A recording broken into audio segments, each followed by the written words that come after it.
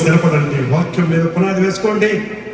పరిశుద్ధాత్మలో ప్రార్థన చేయొచ్చు, ఎడతెగక ప్రార్థన చేయండి, ఆత్మలో ప్రార్థన చేయండి, దేవుని నడిపింపులకు లొంగండి, ఎల్లప్పుడూ ప్రార్థన చేయండి, ఎడతెగక ప్రార్థన చేయండి, ప్రతి విషయంలో ప్రార్థనలో కృతజ్ఞతాస్తుతులు ప్రభువుకు చెల్లించండి. మూడోది,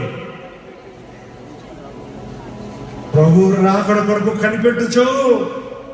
ప్రభువా రమ్ము మారణాథ అంటే అర్థం ఏంటంటే, ప్రభువా రమ్ము అనేవాడు, ప్రభువా రమ్ము పక్కన పాడైపోతున్నారు కదా, మరి ప్రభువా రమ్ము అంటే మరి వీళ్ళు ఏమైపోతారయ్యా? ప్రభా నువ్వు రమ్ము, నేను వెళ్ళేది కూడా తీసుకొస్తానన్నట్టుగా నువ్వు పని చేయాలి, కానీ ప్రభా నేను రెడీగా ఉన్నాను, నువ్వు రా, మన ఇద్దరు వెళ్తామన్నట్టు కాదు కదా. అందుకని ప్రభు రాకడ కొరకు కనిపెట్టేవాడికి ఒక బాధ్యత ఉంది. సువార్త ప్రకటించవలసిన భారము నా మీద మోపబడి ఉన్నది.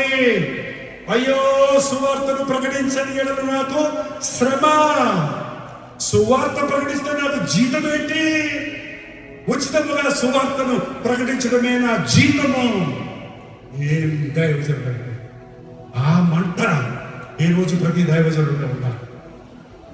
ప్రభు రాకడ వస్తుంది, అన్ని సూచనలు నెరవేరాయి, యుద్ధములు కలిగాయి, భూకంపాలు కలిగాయి, కరువులు వచ్చాయి, అక్రమం విస్తరించింది, పురుషులతో పురుషులు, స్త్రీలతో స్త్రీలు వివాహం చేసుకుంటున్నారు, విచ్చలవిడిగా తిరుగుతున్నారు. లోతు దినాలు, నోవా దినాలు కళ్ళ కట్టినట్టుగా ప్రపంచంలో కనబడుతూనే ఉంది. అన్ని నెరవేరాయి, ఒకటే నెరవేరలేదు. ఇంకా 300 కోట్ల మంది ఇంకా మిగిలిపోయారు యేసయ్య నామం వినకుండా. అందుకే ఆయన ఆలస్యం చేస్తున్నాడు. ఏ ఒక్కడు మరణించి నశించిపోకూడదని మీ నిమిత్తమైన ఆలస్యం చేస్తాడు. గుమ్మలో నిలబడున్నాడు ఆయన రెడీగా, ఆయన గుమ్మలో నిలబడున్నాడు. 12 గంటలకు ఆయన వస్తాడంటే 12 గంటలకు ఒక్క నిమిషం ఉందంతే, ఒక్క నిమిషం అటెండ్ వచ్చేస్తాడు. కానీ ఎంతమంది విచారణ అక్కడికి వెళ్ళిపోతాడు. నీ బాధ్యత, నా బాధ్యత, క్రీస్తు నామము ఎరుగని చోట్లకు వెళ్ళి సువార్తను ప్రకటించవలసింది. యవనస్తులారా, మీ ధ్యేయం డిగ్రీ సంపాదిస్తారు కాదు, మీ ధ్యేయం ఈ లోకంలో గొప్పవారిగా ఉండడం కాదు.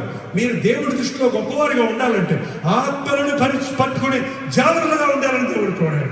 నా దగ్గర రండి, నేను మిమ్మల్ని మనుష్యులను పట్టు జాగ్రత్తగా చేస్తాను. ఆ జబదయి కుమారులు తండ్రి చదివింది, నా కుమారులు నీ రాజ్యంలో నీ కుడి పక్క ఒకడు, నీ ఎడమ పక్క ఒకడు కూర్చోవాలని. చాలా మంది ఎవరు సేవకు వస్తారంటే తల్లిదండ్రులు వాళ్ళు ఆటంకపరుస్తున్నాడు. వద్దయ్యా చదువుకోయా, ఎంత చదివిన ఉద్యోగాలు లేవు. ఎంటెక్లు చేసిన, బీటెక్లు చేసిన, ఎంసీఏ చేసిన, ఎంబీఏ చేసిన, నో జాబ్.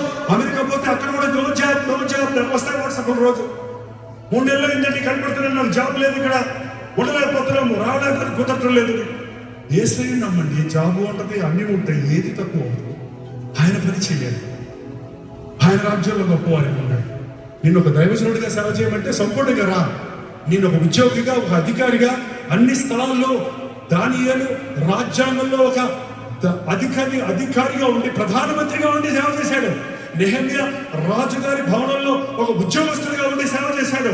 మీరు చాలా చూడొచ్చు బైబిల్లో, God's plans are different with God's people. దేవుడు నిన్ను ఎలా పడుకుంటాడో నాకు తెలియదు. అందరూ ఉద్యోగులు పెట్టే సేవకు వచ్చామని నేను చెప్పడం లేదు, కానీ నీ పట్ల దేవుని అది ప్రణాళిక అయితే చెయ్యి. నిన్నేం చేయమంటాడో అది చెయ్యి. నువ్వు ఎక్కడున్నా, ఏం చేసినా, ఒక స్టూడెంట్గా, ఒక ఆఫీసర్గా, ఒక అధికారిగా, ఒక రాజ్య పరిపాలనలో ఉన్న వ్యక్తిగా దేవుడు నీకు ఇచ్చిన అవకాశాలు ఉపయోగించుకొని దేవుని నామాన్ని మహిమపరచు. హల్లెలూయా. ఈ రోజు నుంచి ఎవరిలో కూడి వచ్చిన వారందరూ రక్షించబడ్డాం. హల్లెలూయా. మారు మనసు పొందామని చేతులెత్తారు, దేవుని స్తోత్రం. బట్ మనం కాచుకుందాం, మన విశ్వాసాన్ని కాపాడుకుందాం, భక్తిలో విశ్వాసాభివృద్ధిలో కట్టబడదాం, మెలకువగా ఉండి ప్రార్థన చేద్దాం, ప్రభు రాకడ వరకు కనిపెడదాం. మనం పొందిన ఈ గొప్ప రక్షణను, క్రీస్తు ప్రేమను కాచుకుందాం. దాంతోపాటు దేవుని ప్రణాళికలను మన జీవితంలో నెరవేర్చదు గాక. అందరూ ఒక నిమిషం నిలబడితే